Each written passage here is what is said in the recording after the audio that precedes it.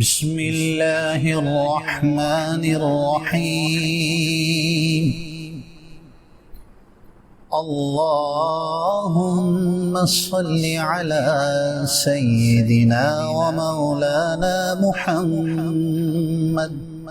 صاحب التاج والمعراج والبراق والعلم، دافع البلاء والوباء والقحط والمرض والألم، اسمه مكتوب مرفوع مشفوع منقوش في اللوح والقلم، سيد العرب والعجم، جسمه مقدس معطر مطهر منور في البيت والحرم، شمس الضحى بدر الدجى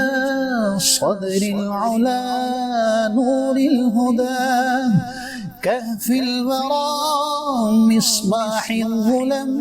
جميل الشيم شفيع الأمم، صاحب الجود والكرم، والله عاصمه وجبريل خادمه،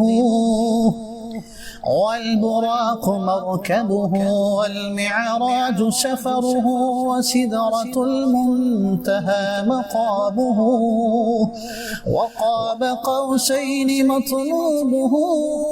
والمطلوب مقصوده،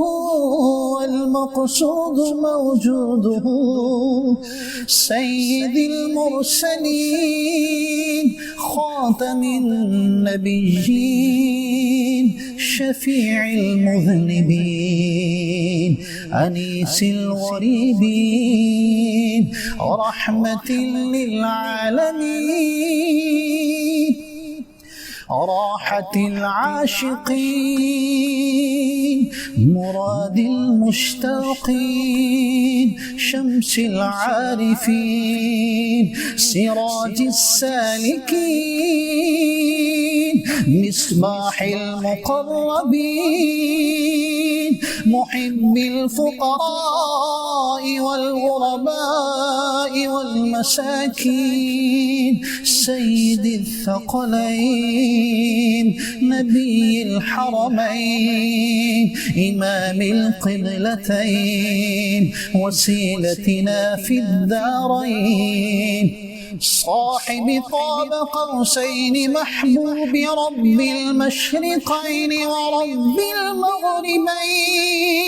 جد الحسن والحسين، مولانا ومولى الثقلين، أبي القاسم محمد بن عبد الله، نور من نور الله، يا أيها المشتاقون بنور جماله، صلوا عليه وآله وأصحابه وسلموا تسليما.